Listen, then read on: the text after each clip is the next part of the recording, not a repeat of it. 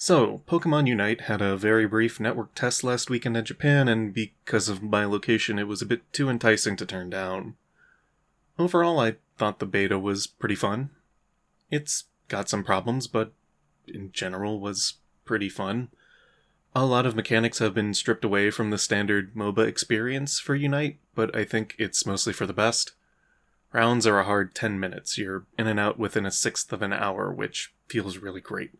One problem I had with popular PC MOBAs when I played them was how easy it was to get trapped in a game for 30 minutes to an hour where it's just an agonizing hell with no way out that doesn't risk your account getting banned. In the time it takes for a standard MOBA to start rolling, a Unite player will have already finished their game and is probably moving on to the next one. The playable cast in the beta is also nice and rounded out. I know there's a million problems people have with whatever Pokemon are available, but this is a living service game, so chances are that whatever your favorite is, it's probably going to get added at some point over the next year. I don't think this is a game that's just going to be around for a few months. The game kind of divides everyone into either one of three classes, which is attacker, defender, or support. And I feel there's a bit more nuance to it than that, even though the game really doesn't seem to do that. A ranged carry like Cinderace will have a very different playstyle from a melee one like Talonflame, and characters like, I think its name is Crustle, and Snorlax have very distinct roles because they are very tanky, while characters like Garchomp or Charizard are kind of a middle ground between carry and tank, so they can't do either really good, but they sort of hit a good center. Then there's also supporters who can take a variety of form. I really enjoyed playing Jigglypuff and Wigglytuff, and it really surprised me that no one else was using them because I think they're really strong. They're very good at locking people down, even if they're not as tanky as, say, the other tank role characters. It really comes down to sort of what skills you use, and the skill system is what I assume is supposed to be the really interesting part of the game, and so each character gets 2 base skills and then sort of an ultimate skill. The 2 base skills can be upgraded 3 times each over the course of a round, and the first upgrade can completely change how the skill works. And this is where I imagine, like I said before, that the variety for this game comes in. So, for example, with Jigglypuff and Wigglytuff, they start with Rollout, which is a very short gap-closing move that'll knock an enemy up if it hits them, and Double Slap. And Double Slap is just kind of a damage move that keeps you in place but does a whole lot. Rollout can change to Sing, which removes the gap closer, but in its place, Jigglypuff and Wigglytuff now have this big AoE area around them that, if they use it properly, can stun a whole bunch of people because they get a little icon over all the enemies, and if the little notes for the icon fill all the way up, they get stunned for a brief amount of time or put to sleep. Double Slap can be upgraded into a more powerful version of itself, but the downside is that it keeps Wigglytuff in place and they can't move, so the opponent can just kind of walk out of it. But the other move, I think, is Echo Voice, and what it is, it's a very big sort of cone-shaped area that stuns in front of Wigglytuff. So Wigglytuff can either open with the cone stun and then pop Sing, or pop Sing, put people to sleep, and then time the cone move to stun them again right as they're coming out of sleep. So it's really, really strong. One thing I really don't like, though, is you can't get a lot of precision out of Unite, since it's a Switch game and not a PC game, and that's mostly just with the controls. Like, you can't use a mouse and keyboard with this. So things like aiming are done by the game itself, and often leads to a lot of frustrating scenarios. The game will prioritize player-controlled Pokemon over the NPC creeps you're trying to kill early on, so if you're a ranged character, all an enemy has to do is run up to a creep to steal it from you.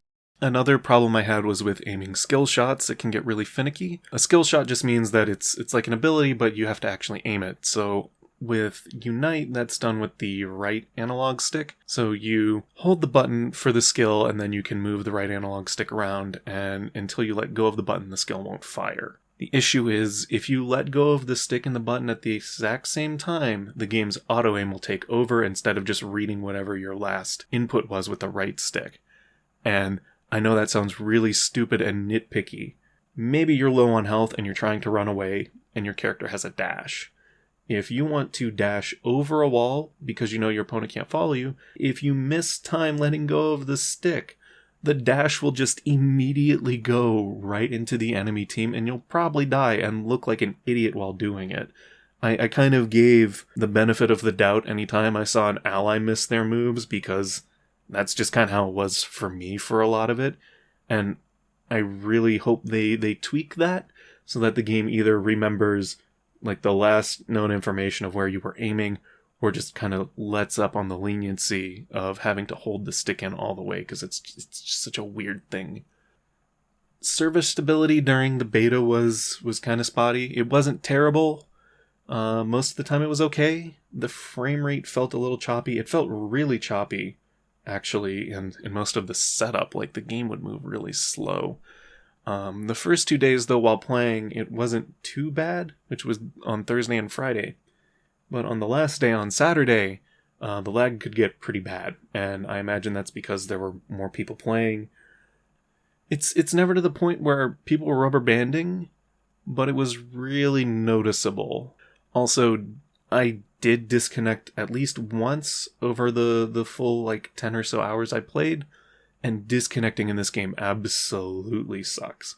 If you disconnect, it's probably going to take about 3 to 4 minutes to get back in, and that's about 30 to 40% of the game where you were not contributing to anything. Strategy in the beta was also pretty rough. I mostly won by just actually trying to score goals on the opponent's team and not running around fishing for kills. Kills give you points to put in the goal, but if you die, you lose a very huge chunk of your points. So what you mostly want to do is just slowly build up points by killing creeps around the map and trying to pick off your opponent and then just pushing them off of their goal point and scoring on them. Also, the map objectives I felt were not as well balanced as I had hoped. So there are only 2 lanes in the game. There's a top and a bottom. The top lane has a Rotom that spawns in after a few minutes, and if your team beats Rotom, it will join your team and slowly start to walk towards the enemy team's goal to score a bunch of points or just take the goal. You can either move with Rotom to sort of quickly overtake the lane, or just leave the lane with Rotom and then go to the bottom to clear and force pressure there.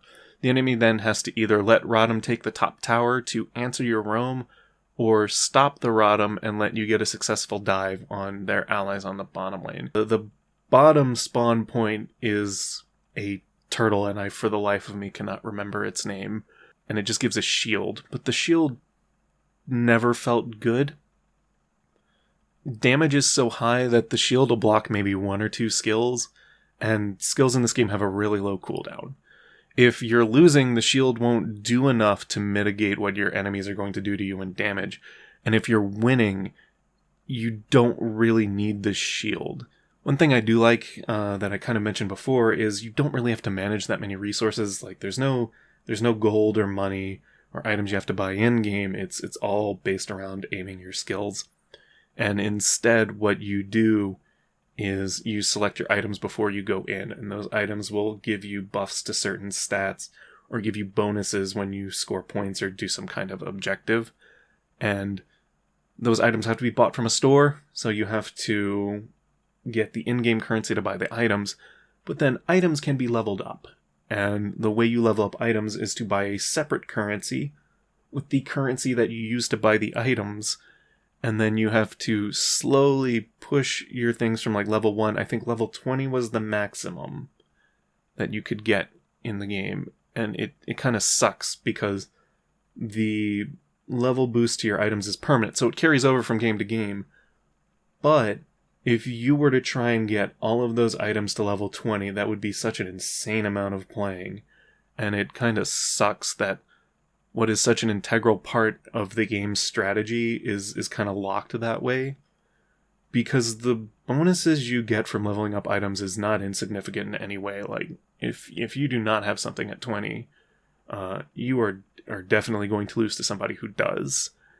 Also, I'm not really looking to do a more traditional review on a live service game, just because of the nature that these types of games will consistently and constantly change over time. But I would say if Unite can fix the few problems I did have with it, so obviously improving the netcode so it's not as laggy, fixing issues with aiming, especially on like skill shots. I really wish there was some kind of gyro integration instead. Like give like a weird mouse cursor I can use to select my targets for attacks or skills and just tie it to gyro in the controllers, and it's perfectly serviceable and fine, and I think would be a great upgrade to it. I'm probably going to upload some of my beta matches with specific characters just in case someone finds the channel and wants to see what some of these characters do. But this channel is definitely not going to shift into a Unite channel, so don't freak out if you sub for reviews and you just suddenly see like 5 uploads of Pokemon Unite. There are other reviews and editorial pieces in the works. This was something I kind of did over the weekend I had fun with, and I promise we will be back to regularly scheduled reviews probably end of July or so, because I do have about 2 or 3 that I've been working